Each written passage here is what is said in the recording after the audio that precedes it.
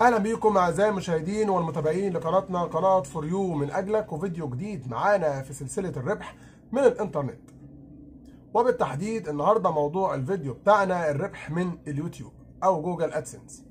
في موضوعنا النهارده هنتكلم في حاجه مهمه جدا شغله كل اصحاب القنوات وعامله معاهم مشكله، وهي مشكله التفاعل، او ان قناتك ما بتطلعش على الصفحه الرئيسيه في اليوتيوب، او قناتك ما بتطلعش ترند، او قناتك ما بيشوفهاش الناس. طبعا كلنا عارفين ان قناتك لو الكل شافها هتبقى عليها تفاعل وهتحقق الربح وهتحقق الشروط اللي مطلوبة منها ال1000 مشترك وال4000 ساعة.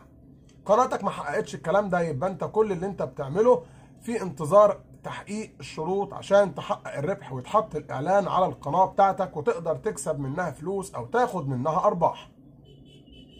قبل ما نبدأ في الشرح بتاعنا يا جماعة، عاوز كل اللي يزورونا النهارده يشتركوا في القناه، يفعلوا جرس الاشعارات، يكتبوا لنا تعليق، يعملوا لنا لايك على الفيديو، ويشاركوا الفيديو مع كل اصدقائهم عشان الكل يستفيد. نبتدي في الشرح بتاعنا. مشكلتنا النهارده يا جماعه ان كل اصحاب القنوات بيشتكوا ان هم ما عندهمش تفاعل على الفيديوهات، ما بيجي لهمش مشتركين كتير، واساسي طبعا القناه بتاعتهم مش بتظهر في الصفحه الرئيسيه في اليوتيوب. ايه المشكلة دي؟ ايه سبب المشكلة دي؟ ونحل المشكلة دي ازاي؟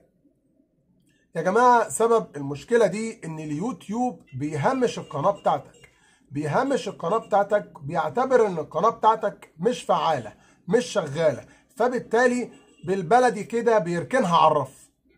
بيقول لك القناة دي مفيش حد بيدور عليها، القناة دي محدش بيشوفها، القناة دي بتقدم محتوى مش مرغوب فيه، او محتوى سيء، او محتوى مش مستحب، او الناس مش بتحب تشوفه، فبالتالي مش بيعرض القناة بتاعتك على الناس علشان يشوفوها.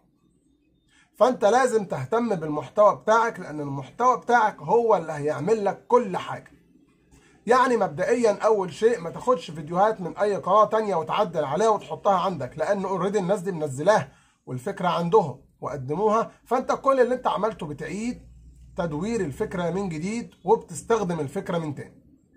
حاول تعمل شيء جديد، قدم شيء جديد مفيش حد عمله، او لو خدت فكرة من حد قدمها بطريقتك انت، ما تاخدش حاجة من حد وزي ما هي تحطها عندك او تعدل عليها تعديل بسيط. دي اول نقطة انت لازم تهتم بيها. نبتدي بقى لروبوت اليوتيوب بيعمل ايه عشان يطلع قناتك للترند او للصفحة الرئيسية، وبيعمل ايه عشان يهمشها ويركنها على الرف. اهم شيء اليوتيوب بيهتم بيه اول انت ما بتنشر الفيديو كام واحد دخل شاف الفيديو بتاعك. بعد كده بيبتدي يهتم اليوتيوب بان الكام واحد اللي دخلوا دول، لو فرضنا 10 اشخاص دخلوا على الفيديو بتاعك، ال10 دول قعدوا قد ايه يتفرجوا على الفيديو بتاعك.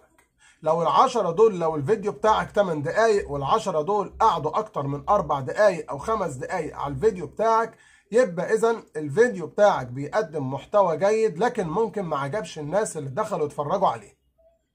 فبالتالي بيبتدي اليوتيوب يساعدك ويزق معاك ويوري القناة بتاعتك لناس كتير يخليهم يشوفوها علشان يشوف تفاعل الناس بعد كده على الفيديوهات بتاعتك ايه. لكن لو الناس دخلت على الفيديو بتاعك ومن اول دقيقة او دقيقتين طلعوا، يبقى اوريدي اليوتيوب ساعتها بيقول يا اما المحتوى ده مضلل والشخص ده كاتب عنوان غير محتوى الفيديو والناس ما عجبهاش الفيديو، يا اما المحتوى ده سيء او رديء التصوير او رديء الصوت فما عجبش الناس، يا اما المحتوى ده بيقدم شيء ما بيعجبش الناس او شيء غير مرغوب. ايا كان نوعه، هو الناس مش عايزة الحاجة دي، يبتدي اليوتيوب يهمش الفيديو بتاعك ويركنه على الرف. يبقى المشكلة الأساسية بتاعتنا يا جماعة اللي احنا بنتكلم عنها هي نوع المحتوى اللي انت بتقدمه. لما تقدم محتوى دور على محتوى رائج والناس بتدور عليه، الناس بتدور عليه. يعني على سبيل المثال شهر رمضان داخل علينا، لو انت قدمت حاجة في محتوى الطبخ بالتأكيد قناتك هتشتغل وهتجيب مشاهدات كتير، بس قدم المحتوى اللي الناس عاوزاه، قدم محتوى الناس بتدور عليه عشان تضمن نجاح سريع على القناة بتاعتك والقناة تشتغل بسرعة. تاني حاجة أسلوبك في تقديم المحتوى ده، لازم تقدم للناس معلومة مفيدة عشان الناس يشوفوا الفيديو بتاعك للآخر. لو ما قدمتش معلومة مفيدة والفيديو بتاعك كان تافه بدون هدف، بالتأكيد محدش هيستنى على الفيديو بتاعك للآخر. بعد كده أسلوبك وانت بتقدم الحاجة دي لازم تشد انتباه المشاهد اللي دخل على الفيديو بتاعك عشان يكمل الفيديو بتاعك. يعني فرضنا الفيديو بتاعك 8 دقايق، لازم تجزأ معلوماتك في الفيديو اللي بتقدمها للمشاهد على أكتر من جزء، على أكتر من وقت في الفيديو. يعني فيديو بتاعك 8 دقايق، ما تروحش مد المعلومة بتاعتك في أول دقيقة، اللي يدخل ياخد معلومته في دقيقة وياخد بعضه ويطلع، يبقى أنت كده وقعت التفاعل في الفيديو بتاعك. لا، لازم تشوق المشاهد لمعلومة الفيديو بتاعك. لازم تخلي المشاهد يقعد معاك دقيقتين 3 مستني المعلومة.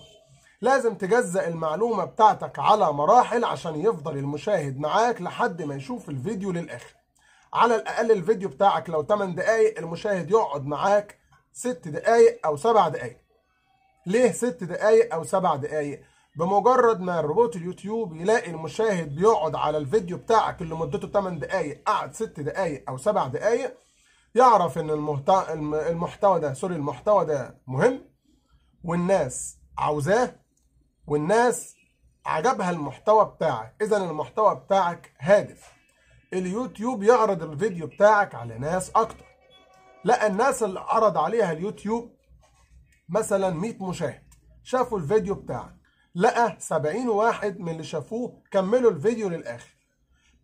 على طول اليوتيوب يحط الفيديو بتاعك في الصفحة الأولى وتيجي عليه مشاهدات أكتر ويطلع ترند ويجيب لك مشتركين كتير، لأن أنت اهتميت بالفيديو بتاعك، اهتميت بجودته، اهتميت بالمعلومة اللي أنت بتقدمها. كمان أسلوبك في تقديم المعلومة شد المشاهد، والمشاهد قعد معاك لآخر الفيديو. لازم تهتم بالحاجات دي كويس جدا، مش التصوير وبس، مش الصوت وبس، برضو المعلومة اللي انت بتقدمها معلومة مهمة جدا، لأن هي اللي هتخلي المشاهد يستنى معاك للآخر ويكمل الفيديو بتاعك للآخر. لأن انت لو عملت فيديو والمشاهد ما كملش الفيديو للآخر، اضمن ان الفيديو ده هيوقع لك قناتك ويوقع لك المشاهدات وينزلك في الأرض. لكن لو عملت فيديو ناجح وهادف والناس بتدور عليه وعايزاه، تضمن ان الفيديو ده هينجح قناتك. ممكن فيديو واحد بس تحقق بالشروط، وممكن 50 فيديو ما اهتمتش بيهم كويس وما قدمتهمش بشكل كويس. ال50 فيديو دول يرجعوك لورا لمدة سنة قدام، تفضل تظبط في القناة بتاعتك وتشغل فيها وتنزل فيديوهات أكتر. يعني فيديو واحد ممكن ينجحك، وممكن 50 فيديو تقدمهم يجيبوك لورا يوقعوا القناة بتاعتك. فاهتم بالمحتوى بتاعك، اهتم بأسلوبك في تقديم المحتوى بتاعك. لازم تشد المشاهد عشان يكمل معاك الفيديو من الأول. الجانب التشويقي عند المشاهد هو أهم حاجة بتخلي المشاهد يستمر معاك في الفيديو للآخر. كده الفيديو بتاعنا خلص، يا رب تكونوا استفدتوا منه. في انتظار دعمكم لينا يا جماعة، اشتركوا في القناة وفعلوا جرس الإشعارات واكتبوا لنا تعليق واعملوا لنا لايك على الفيديو، وما تنسوش الشير الجميل مع كل أصدقائكم عشان الكل يستفيد.